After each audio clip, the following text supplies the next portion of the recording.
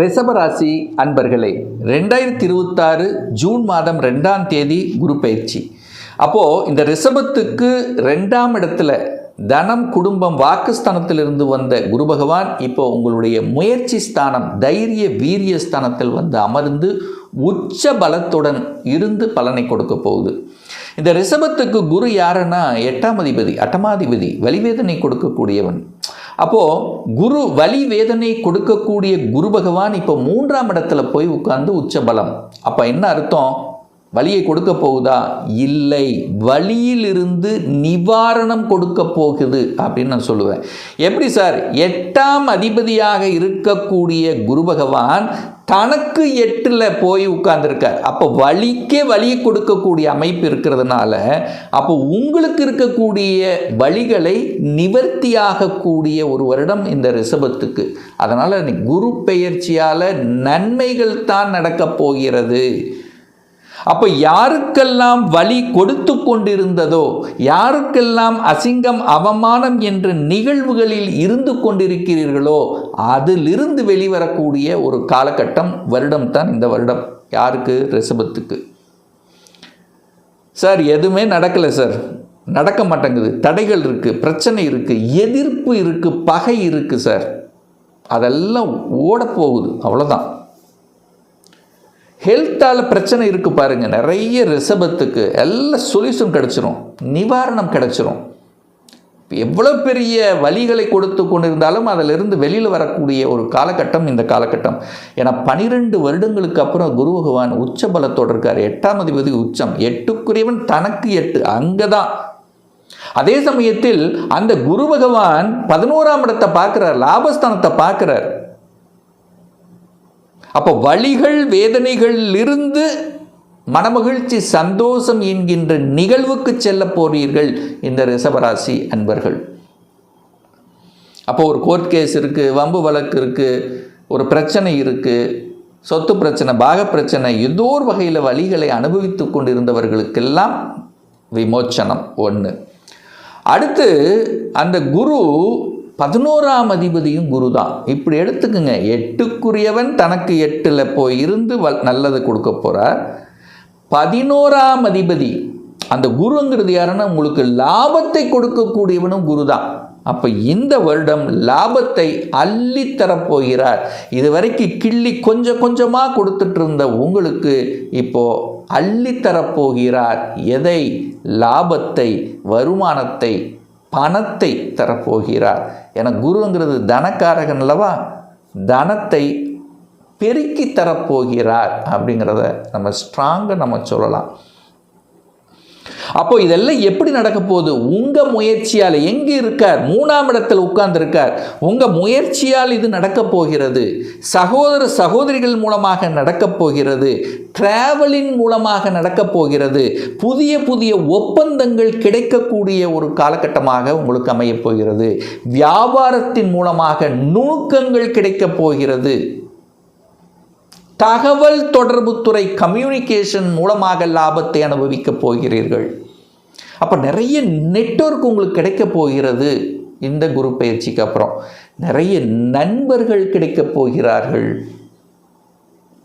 அப்போ இதன் மூலியமாக உங்களுக்கு லாபத்தை கொடுக்க போகுது அப்படிங்கிறத ஸ்ட்ராங்காக நம்ம இந்த இடத்துல பதிவிடலாம். அந்த குரு தான் இருக்கிற இடத்தை காட்டிலும் பார்க்கக்கூடிய இடத்துல வந்து கோடி நன்மை அப்படின்னு சொல்லுவாங்க. அதாவது தான் எங்கே பார்க்குறாரோ அந்த இடத்தை வளர்க்க போகிறாருன்னு அர்த்தம்.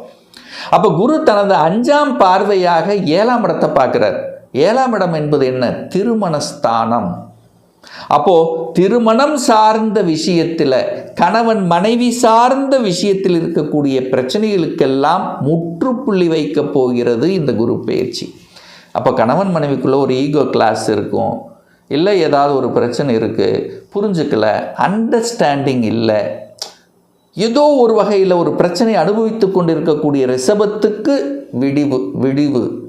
விடுதலை, பிரச்சனை தீரப்போகுது அப்படின்னு எடுத்துக்கலாம். 1. 2வது திருமணம். கல்யாணமே ஆகலை சார், நாங்கள் எத்தனையோ வரன்களை பார்த்துட்டே இருக்கோம், ஃபிக்ஸே ஆக மாட்டேங்குது, ஏதோ ஒரு வகையில் தடை கொடுத்துருது. ஏதோ ஒரு வகையில் பிரச்சனை உருவாக்கிறது. நாங்களும் பார்க்காத வரன்கள் இல்லை, ஏதோ ஒரு வகையில் இருக்கக்கூடிய பிரச்சனையிலிருந்து இப்போது உங்களுக்கு இந்த 2026 திருமணம் நடக்க போகுது. எழுதி வச்சுக்கோங்க. நிறைய ரிஷபத்துக்கு திருமணம் டக்குன்னு நடக்க போகுது. உச்ச பலத்தோடு இருக்கக்கூடிய, ஒரு வழிகளோடு இருக்கக்கூடிய, இது நடக்கலை சார், எனக்கு திருமணம் நடக்கலை, பிரச்சனையாக இருக்குது, நடக்கவே மாட்டேங்குது அப்படின்னு இருக்கக்கூடியவர்களுக்கெல்லாம் சந்தோஷத்தை தரக்கூடிய நிகழ்வாக இந்த குரு பயிற்சி திருமண பந்தத்துக்குள்ளே என்ட்ரி ஆக போகிறீங்க. இவங்க தான் நம்ம பார்ட்னர் அப்படிங்கிறது உறுதிப்படுத்தப்படுகிறது. அடுத்த விஷயமா பார்த்தீங்கன்னா, பார்ட்னர்ஷிப்புக்குள்ள பிரச்சனை. இப்போ நான் ஒரு தொழில் செஞ்சிட்ருக்கேன், ஒரு கூட்டு தொழில் செஞ்சிட்ருக்கேன், பார்ட்னருக்குள்ள பிரச்சனை, ஒரு கருத்து வேறுபாடு, பேசாமல் பிரிஞ்சு போயிடலாம். இப்படி இருக்கக்கூடியவங்களுக்கெல்லாம் சொல்யூஷன் கிடைக்கும். அந்த பார்ட்னர்ஷிப்புக்குள்ளே இருக்கக்கூடிய பிரச்சனைகளை களையக்கூடிய ஒரு வருடம் இந்த வருடம் அப்படின்னு நம்ம எடுத்துக்கலாம். இந்த குரு பயிற்சிக்கு அப்புறம் அது நடக்கும். 7ஆம் இடம் என்பது நீங்கள் மீட் பண்ணக்கூடிய இடங்கள், நீங்கள் மீட் பண்ணக்கூடிய ஆப்போசிட், நிறைய நீங்கள் பேசக்கூடியவர்கள், அது கச்சிதமாக பேசக்கூடிய தன்மை இருக்குது. சமூகத்தில் ஒரு அங்கீகாரம் கிடைக்கக்கூடிய ஒரு வருடம். ஒரு நற்செயலை செய்ய போகிறீர்கள். சமூகத்துக்கு ஒரு நற்செயலை செய்து அதன் மூலமாக புகழையும் பெருமையும் பாக்கியத்தை அடையக்கூடிய ஒரு வருடமாக அமையப் போகிறது. சார் எப்படி சார் பாக்கியம்னு சொல்கிறீங்க? குரு தனது 7ஆம் பார்வையாக சப்தம பார்வையாக 9ஆம் இடம் என்று சொல்லக்கூடிய பாக்கியஸ்தானத்தை பார்க்குது. அப்போ ரிஷபத்துக்கு சார் ஒரு வருஷமாகவே நல்லது இருக்குது, நல்லது நடக்க போகுதுன்னு சொன்னாங்க. ஆனால் எங்களுக்கு அப்படி ஒன்றும் பெருசாக நல்லது நடக்கலை, பெரிய ஒரு பாக்கியம் கிடைக்கல அப்படின்னு நினச்சிட்டு இருக்கீங்கள, இந்த குரு பயிற்சிக்கு அப்புறம் அது நிச்சயமாக நடக்கும். இது 100% ஸ்ட்ராங்காக சொல்கிறேன். எப்படி சொல்கிறேன்? குரு இந்த ரிஷபத்துக்கு சனி பகவான் தான் பாக்கியாதிபதி, யோகத்தை தரக்கூடியவன், பாக்கியத்தை தரக்கூடியவன். அந்த சனி பகவான் குருவின் வீட்டில் இருக்கிறார். சனி பகவான் குருவின் வீட்டில் அமர்ந்து கொண்டு அந்த குருவினுடைய பார்வையும் பெறக்கூடிய ஒரு அற்புதமான ஒரு காலகட்டம். அப்போது அந்த குரு பகவான் பாக்கியஸ்தானமான 9ஆம் இடத்தை பார்ப்பதும், அந்த 9ஆம் இடத்து அதிபதியாக இருக்கக்கூடிய சனி பகவானை பார்ப்பதும், அந்த சனி பகவான் குருவின் வீட்டில் இருப்பதும், குரு பாக்கிய பார்வையாக 11ஆம் இடத்தை பார்ப்பதும், இதெல்லாம் கூட்டி கழித்து பாருங்க, நல்ல பாக்கியம் கிடைக்கக்கூடிய ஒரு வருடமாக இந்த ரிஷபத்துக்கு அமைய போகுது. சார் என்னென்ன பாக்கியம்? எந்த பாக்கியம் உங்களுக்கு கிடைக்கலன்னு நினச்சிட்ருக்கிறீங்களே? ஒரு சிலருக்கு குழந்தை பாக்கியம் இல்லைன்னு நினச்சிட்ருப்பீங்க, கண்டிப்பாக கிடைக்கும்.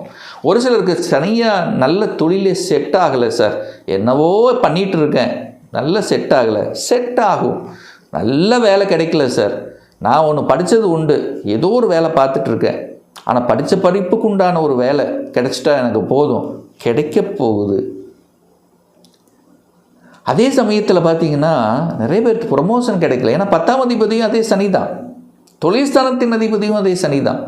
நிறைய ரிஷபத்துக்கு ப்ரொமோஷன் கிடைக்க போகுது. புரிந்து கொள்ளாதவர்கள் எல்லாம் புரிந்து கொள்ளக்கூடிய ஒரு வருடமாகவே இந்த ரிஷபத்துக்கு அமைய போகுது. 11ஆம் இடத்தை பார்க்கும்போது லாபத்தை கொளிக்கப் போகிறது. உங்களுடைய முயற்சியால், உங்களுடைய அறிவார்ந்த செயலால், மதிநுட்பத்தால், உங்களுடைய ஹார்ட் ஒர்க்கால் நிச்சயமாக லாபத்தை கொடுக்கக்கூடிய ஒரு வருடமாக அமைகிறது. அப்போ சனி குரு பார்க்குறாரு பாருங்க. அப்போ காலச்சக்கரத்துக்கு எடுத்துக்கிட்டாலும் அந்த காலச்சக்கரத்துக்கு 9ஆம் இடத்து அதிபதியான குருவும் 10ஆம் அதிபதியான சனியும் அந்த நேர பார்க்கும் பொழுது நிச்சயமாக உங்களுக்கு யோகத்தை தர காத்து கொண்டிருக்கிறது, பொருளாதார மேன்மையை தர காத்து கொண்டிருக்கிறது, வெளியூர் வெளி மாநிலத்தின் மூலமாக நன்மைகள் தர காத்து கொண்டிருக்கிறது, நல்ல வீடு வண்டி வாகனங்கள் வாங்கக்கூடிய யோகமாகவும் இந்த காலகட்டம் போகுது. அப்ப நிறைய நல்ல விஷயங்களை கொடுக்கக்கூடிய ஒரு குரு பயிற்சியாக ரிஷபத்துக்கு நிச்சயமாக உண்டு. ஒருத்தருக்கு வலிவேதனை இல்லை அப்படின்னாலே ஒரு நல்ல விஷயம் அல்லவா? அந்த வலிவேதனை இல்லாத ஒரு வருடமாக இருக்க போகுது. உங்கள் ஹெல்த்து கேர் எடுக்கக்கூடிய ஒரு வருடமாக இருக்க போகுது. நிறைய உடற்பயிற்சிகள், உணவு கட்டுப்பாடு, இதெல்லாம் நிறைய அறிவார்ந்த உங்களுக்கு தோணும். உங்கள் உள்மனது சொல்லும், இது செய்தால் நமக்கு நன்மை, இது செய்தால் நமக்கு தீமை. அப்படி அந்த உள்ளுணர்வு சக்திங்கிறது இந்த வருடம் நல்லபடியாக இருக்க போகிறது. குலதெய்வத்தினுடைய ஆசீர்வாதம் பரிபூர்ணமாக இருக்கிறது. எத்தனை தெய்வத்தை நீங்கள் வழிபட்டாலும் அந்த தெய்வத்தினுடைய அந்த அணு அப்படின்னு சொல்லுவோம் பார்த்தீங்க, அந்த பாக்கியம், அந்த தெய்வ கடாட்சகம் பரிபூர்ணமாக கிட்டக்கூடிய ஒரு நல்ல வருடமாகவும் சாதனை புரியக்கூடிய ஒரு நல்ல வருடமாக இந்த ரிஷபத்துக்கு அமையும் என்று சொன்னால் அது மிகையாகாது. இன்னும் ஒரு துல்லிய பலன் உங்களை பற்றி தெரிஞ்சுக்கணும், உங்கள் ஜாதகத்தை பற்றி தெரிஞ்சுக்கணும். இந்த 2026 சொந்த தொழில் செய்யணுமா, இல்லை வேலை தானா, சொந்த தொழிலா வேலையா, எந்த கொடுப்பினை இருக்குது, திருமணம் எப்போ இந்த 2026 நடக்கும், எப்போ குழந்தை பாக்கியம் கிடைக்கும், எந்த கோர்ஸ் படித்தா நம்முடைய ஃப்யூச்சர் நன்றாக இருக்கும், எப்போ ப்ரமோஷன் கிடைக்கும், இது போன்ற கேள்விகளுக்கு துல்லியமான பதிலை நம்மால் கூற முடியும். ஒரு பர்சனல் கன்சல்டேஷன் எடுத்துக்கணும், ஒரு சுயஜாதகம் பார்க்கணும் என்று விருப்பப்படக்கூடிய அன்பர்கள் டிஸ்பிளே தெரியக்கூடிய நம்பருக்கு வாட்ஸ்அப் மூலியமாகவோ ஃபோன் கால் மூலியமாகவோ தொடர்பு கொண்டு அப்பாயின்மெண்ட் பெற்றுக்கொண்டு நேரடியாகவோ அல்லது ஆன்லைன் மூலமாகவோ கன்சல்டேஷன் எடுத்துக்கலாம். நம்மளுடைய அலுவலகம் கோயம்புத்தூரில் அமைந்துள்ளது. அதாவது கோயம்புத்தூரிலிருந்து மேட்டுப்பாளையம் செல்லும் வழியில் வெள்ளக்கிணறு பிரிவுக்கு பக்கத்தில், அதாவது அன்னபூர்ணா ஹோட்டலுக்கு அருகாமையில் அமைந்துள்ளது.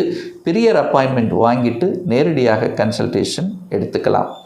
நிச்சயமாக இந்த பதிவு ஏதாவது ஒரு ரூபத்தில் உங்களுக்கு யூஸ்ஃபுல்லாக இருக்குங்கிறதுல எந்தவித மாற்று கருத்தும் கிடையாது. நம்ம சேனலை நீங்கள் ஃபஸ்ட்டு டைம் பார்ப்பவர்கள் என்றால் மறக்காமல் சப்ஸ்கிரைப் பண்ணிக்கிங்க. பக்கத்தில் இருக்கக்கூடிய பெல் பட்டன் மற்றும் ஆல் நோட்டிஃபிகேஷனை கிளிக் பண்ணும்போது நான் போடக்கூடிய அடுத்தடுத்த பதிவுகள் உங்களுடைய நோட்டிஃபிகேஷனில் வந்து சேரும். மீண்டும் ஒரு நல்ல பதிவில் உங்களை சந்திக்கும் வரை உங்களிடமிருந்து விடைபெறுவது உங்கள் அஸ்ட்ராலஜர் டாக்டர் சதீஷ்.